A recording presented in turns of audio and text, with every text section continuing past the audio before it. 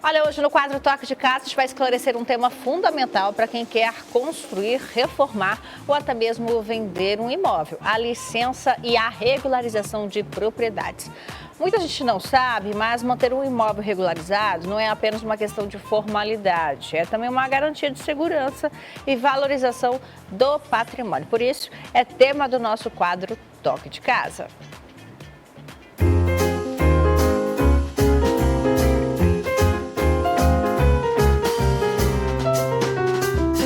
Toque de Casa. E para nos ajudar a esclarecer dúvidas sobre este tema, sobre licença e regularização de imóveis, hoje estamos recebendo, além da arquiteta Bruna Vanessa, também a arquiteta Fernanda Oliveira, que é muito bem-vinda junto conosco, né, Bruna? Tudo bem? Sejam bem-vindas, meninas. Bom dia, obrigada pelo convite. Estamos aqui para poder falar um pouco sobre o tema. Bom dia, mais uma vez aqui para falar sobre um tema bem importante. Hoje a gente trouxe uma convidada especial para falar sobre isso, né? É um tema que ela vai tirar algumas dúvidas frequentes, o que precisa. E aí vamos aproveitar que ela está aqui hoje, entende tudo do assunto e é com vocês.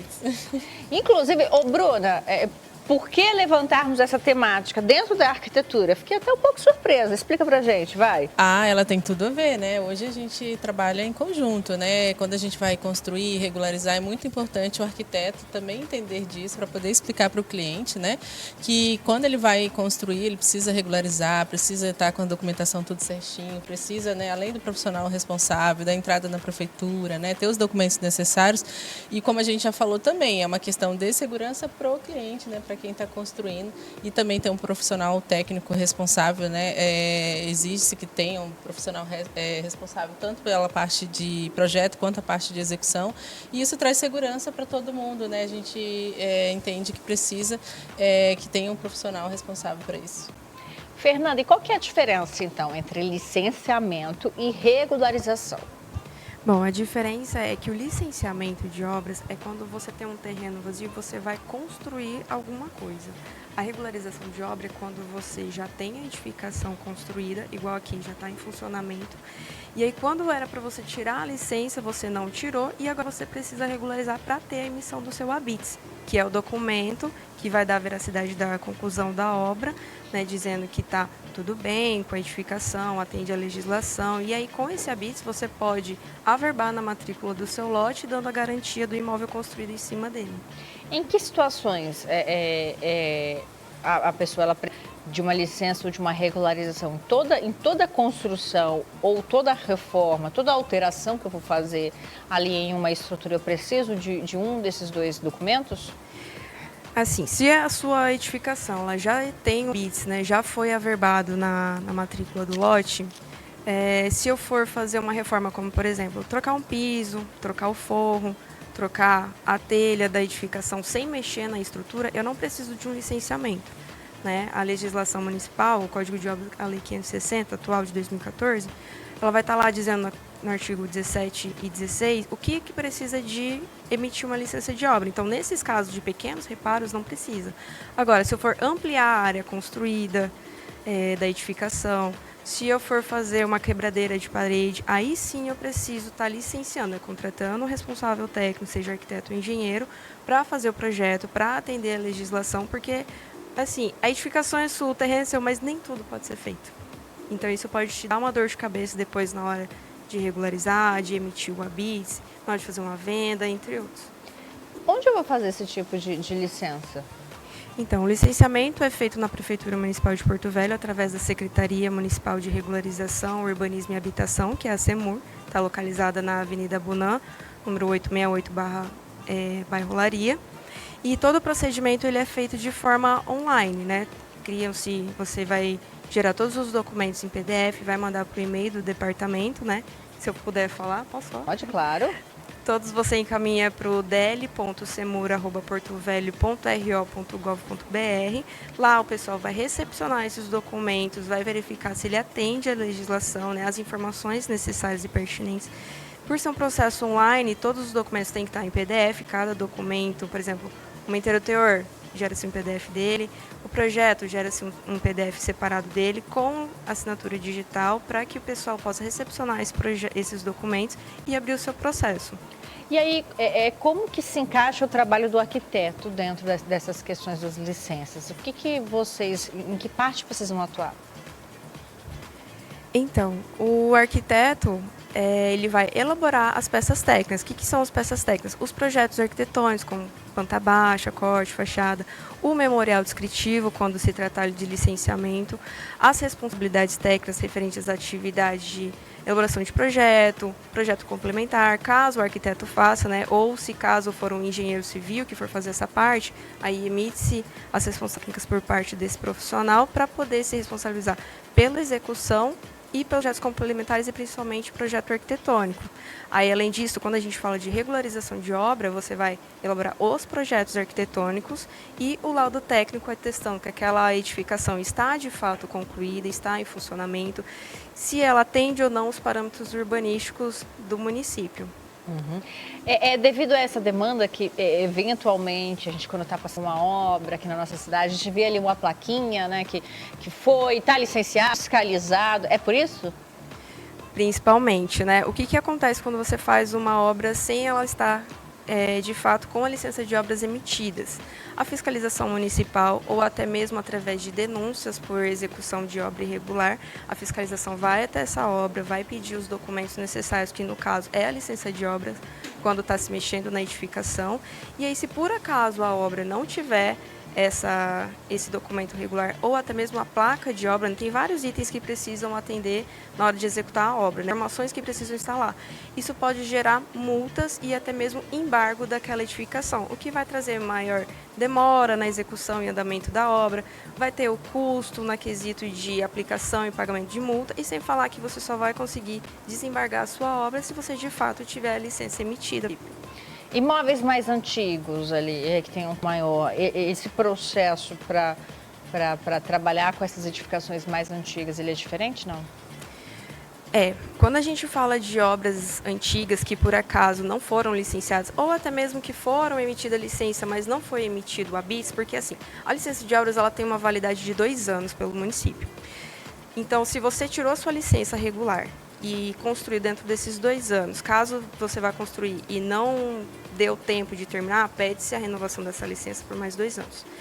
E aí você perdeu o prazo dessa licença, ela venceu, então você entra com a regularização, caso a obra já esteja pronta. E essas obras muito antigas, tipo a obra de 2020, hoje a gente tem no município uma lei de anistia para regularizar esses móveis antigos que já estão em pleno funcionamento e já estão concluídas, que é a 973 de 2023. Você pode regularizar o seu imóvel, que foram concluídos até essa data. Às vezes não atende algum quesito da legislação, como por exemplo, se for uma residência, o recuo frontal tem que ser de no mínimo 5 metros. Ah, mas a minha casa ela tem 2 metros e ela foi concluída em 2020 ou 2022. Você entra na prefeitura com o processo de regularização de obras, através dessa lei, né, pedindo análise do processo seu e dos documentos por essa lei, e aí você vai conseguir regularizar e emitir o seu ABITS para essa edificação, né? Mesmo que ela esteja em desconforme com a legislação, a questão de taxa de ocupação, que é o quê? Todo o terreno você pode ocupar, se for residência no mínimo, no máximo, né, 60% do lote. Se for uso comercial, 100% do lote. E aí, se por acaso algum desses parâmetros urbanísticos não for atendido, você consegue regularizar por ela, desde que, lembrando, ela esteja concluída até dezembro de 2023. Só que para isso, lembrando que é bem importante lembrar, que os técnicos precisam se atentar à lei que você consegue regularizar, mas para isso você tem que pagar uma multa compensatória, que vai depender do tipo de uso da sua edificação e do tamanho dela. Além de você pagar a taxa de licença da obra, da época, e da taxa de ABITS para poder regularizar a edificação. Meninas, antes da gente seguir então com o assunto para a gente finalizar, quero me despedir de Rolim de Moura, Pimenta Bueno e também Vilhena, que seguem agora com a programação local, mas caso prefiram, podem continuar conosco via YouTube e canal SIC TV. Bom, então, na prática, qual que seria o momento ideal para buscar a ajuda de um arquiteto ou um outro especialista para a regularização do meu imóvel? Então, o pessoal vai atrás, né, principalmente quando precisa vender o imóvel, porque você só consegue vender de forma que o comprador possa financiar se você regularizar a edificação, emitir o habite e averbar ele na inteiro teor do seu lote. Lembrando que também tem que verificar essa questão, se de fato o lote ele já tem uma matrícula, se ele já é registrado, caso não seja, tem que fazer a regularização fundiária desse lote, sendo escriturado, e depois fazer todo o trâmite para que saia essa matrícula e seja registrado junto ao cartório. Também quando você precisa dar o imóvel, né, um bem que você tenha, no caso o lote, ou principalmente a edificação, quando você averba a edificação no lote, você tem aí até 30% mais valorização no seu imóvel na hora de venda. E o pessoal que às vezes também vai atrás do banco para conseguir um crédito, conseguir um financiamento, ele pode dar esse imóvel como bem de garantia para que consiga esse recurso. Só que para isso a obra precisa estar regularizada e averbada junto ao lote. Bruna, quer completar? Quero aproveitar que a Fernandinha está aqui e fazer uma pergunta para ela. Se eu sou ali um arquiteto recém-formado ou um engenheiro recém-formado e vou acompanhar algum cliente que precisa dessa regularização ou licença de obra, que é muito comum, né? O que você indica? Eu não sei muito de regularização, não sei muito de licença de obra. O que você indica para esse arquiteto, né, esse engenheiro fazer? Primeiramente, você pode estar indo até a prefeitura, conversar com os responsáveis técnicos, né, com o corpo técnico lá, para poder entender um pouco como que é o procedimento e depois ir atrás das legislações municipais para você poder se inteirar do que você consegue fazer ou não e principalmente trocar ideia com o pessoal, né? Eu sei que o departamento de licenciamento de obras ele está totalmente aberto, o pessoal lá faz atendimento terças e quintas, consegue instruir questão de documentação, de abertura de processo, como que você pode resolver o processo, né? E tem outros técnicos também que acabam consultoria e ajudam, né, nesse quesito. Exatamente. Então é isso, a gente agradece, né, você ter aceitado o nosso convite, ter falado sobre um assunto tão importante para quem está construindo ou reformando e ter tirado todas as nossas dúvidas, quem está de casa, né? Também quem tiver mais dúvidas, né, pode procurar um profissional responsável e os arquitetos também, né, alguém que já esteja inteirado do assunto, né, assim como a Fernanda. Tá bom? Com certeza, eu que agradeço o convite, viu? Muito bom, meninas. Obrigada, viu, pela participação das duas. Eu que agradeço.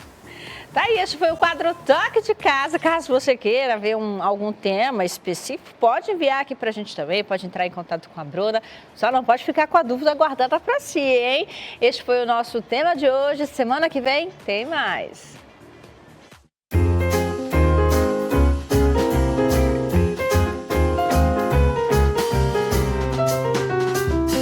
Toque de Casa.